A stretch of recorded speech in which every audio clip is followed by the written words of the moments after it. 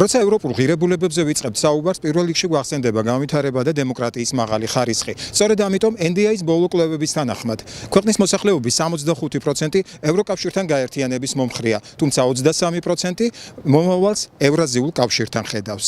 მიუხედავად ამ პროცენტული განსხვავებისა, დღეს საზოგადოებაში მაინც აქტიურად განიხილება, თუ საით უნდა წავიდეს საქართველო და რომელი გაერთიანება არის გარანტი მისი სტაბილურობისა და განვითარებისა.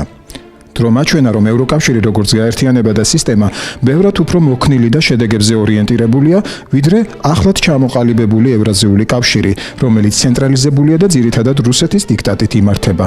სწორედ ახალი გაერთიანება არის ერთ-ერთი მცდელობა მოსკოვის მხრიდან პოსტსაბჭოთა სივრცეზე გავლენის მოპოვებისა. ფაქტია, აქამდე რუსეთის მხრიდან გადადგმულმა ყველა ნაბიჯმა კრახი განიცადა, რაც უდაოდ გამოწვეული იყო კონფლიქტებით, მძიმე სოციალურ-ეკონომიკური ფონით და რაც ყველაზე საყურადღებოა დემოკრატიის დაბალი ხარისხით.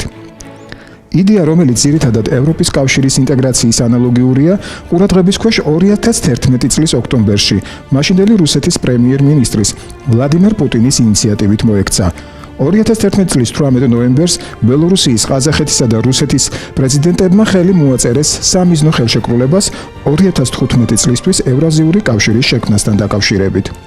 კავშირში დღეისათვის რუსეთი, ბელარუსი, ყაზახეთი, ყირგიზეთი და სომხეთია გაერთიანებული. რაც შეეხება ევროკავშირს, მისი სტაბილურობის დამადასტურებელ ფაქტად შეგვიძლია მივიჩნიოთ თუნდაც ის დრო და პერიოდი, რომელიც მაშინ შემავალმა ქვეყნებმა დაარსებიდან დღემდე განვლეს. ექსპერტთა აზრით, ევროკავშირი როგორც გაერთიანება 500 მილიონიანი, თავისუფალი და ხარისხზე ორიენტირებული რეგულირებული ბაზრით დღეს საქართველოსთვის განსაკუთრებით მიმზიდველია. მნიშვნელოვანია, რომ ასოცირების ხელშეკრულების ერთ-ერთ ნაწილს სწორედ ღრმა და ყოვლისმომცველი თავისუფალი ვაჭრობის შეთანხმება წარმოადგენს, რაც ჩვენს ქვეყანაში წარმოებულ პროდუქციას ევროპის ბაზარს უხსნის.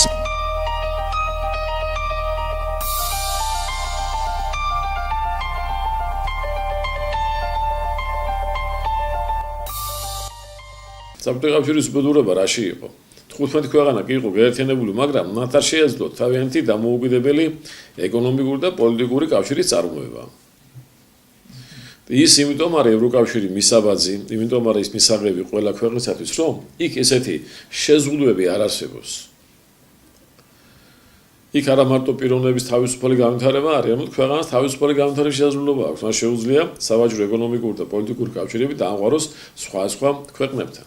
გინდა აზია იყოს და გინდა აფრიკა იყოს, ამას ის არ ზღუდავს. ცალსახაა, ევროკავშირთან დაახლოება არის გარანტი დაინერგოს პროდუქციისა და მომსახურების ახალი სტანდარტები. დავაინტერესოთ ინვესტორები საქართველოთი, ქართულ მეწარმეს მიეცეს საშუალება საკუთარი ხარისხიანი პროდუქციის ევროპის ბაზარზე გატანისა. რა თქმა უნდა, იმავეს ვერ ვიტყვით ევრაზიულ კავშირზე. მართალია, ევრაზიული ეკონომიკური კავშირი როგორც სახელიდან ჩანს, ძირითადად ეკონომიკურ ურთიერთობებს უნდა განაპირობებდეს, მაგრამ ცალსახაა, რომ მთავარი მიზანი სულ სხვაა. საქმე გვაქვს რუსეთის გარშემო შექმნილ პოლიტიკურად ცენტრალიზებულ გაერთიანებასთან. ევრაზიული კავშირი რას მომცემს მეს? პირველ რიგში ეს არის კავშირი იგივე პოსტსაბჭოთა სივრცეში, იგივე სახელმწიფოებს შორის.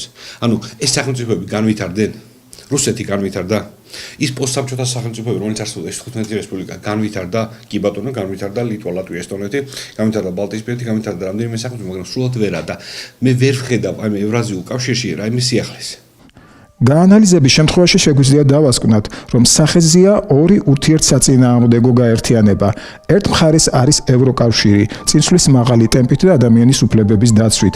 მეორე მხარეს კი არის ევრაზიული კავშირი, კიდევ ერთი გაერთიანების სახელისა და სტრუქტურის ქვეშ ამოფარებული რუსული მექანიზმი პოსტსაბჭოთა ქვეყნების ძალით დამორჩილებისა და სხვა საკმაოდ ნაკლოვანებებით. კერძოდ, ამ უკანასკნელის შემთხვევაში სახეზია იდეოლოგიური საფუძველის არარსებობა, ძალთა დისბალანსი გადაწყვეტილების მიღებაში, კორუფციის მაღალი დონე, გაურკვეველი მომავალი, ბაზრის დივერსიფიკაციის დაბალი დონე, ტექნოლოგიური ჩამორჩენილობა და მართვის არაეფექტური სტილი, დემოკრატიის დაბალი ხარისხი, სოციალ-ეკონომიკური განვითარების საგანგაშო პარამეტრები, არაკონკურენტული ბაზარი. ევროკავშირი კი საქართველოს მოსახლეობის ინტერესს მთელი რიგი უპირატესობის გამო იპყრობს.